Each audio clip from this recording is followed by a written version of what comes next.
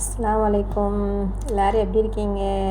இன்றைக்கி நம்ம பணியாரம் பார்க்க போகிறோம். இதுக்கு என்ன சொல்லுவாங்க எனக்கு தெரியாது. இது மைதா, ஒரு கப்பு, அரை கப்பு ரவை, ஒரு கப்பு சர்க்கரை, அதோட கொஞ்சோண்டு சோடா உப்பு, கொஞ்சோண்டு உப்பு போட்டு கரைச்சி வச்சுருக்கேன்.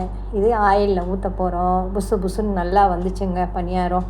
ரொம்ப நாளாச்சு செஞ்சு சாப்பிடுவோன்னு ஆசை வந்துருச்சு. அதனால் செஞ்சுட்டேன். எங்கள் ஹஸ்பண்டு சாப்பிடக்கூடாது, இதனால் அவருக்கு 1 2 அப்படி கொடுத்தேன் நான். நீங்கள் எப்படி செய்வீங்க? இதுக்கு என்ன சொல்லுவீங்க? இதுக்கு அப்பன்னு சொல்வீங்களோ? எனக்கு ஞாபகம் இல்லை, எதுவும் மறந்துடுது, எனக்கு தெரிய மாட்டேங்குது. நாங்கள் பணியாரம்னு சொல்லுவோம், மைதா பணியாரம்ண்டு. அதுக்கப்புறம் இன்னைக்கு காலைல டிஃபன் மக்ரோனி. இது எங்கள் வீட்டுக்காரர் எக் சப்பாத்தி.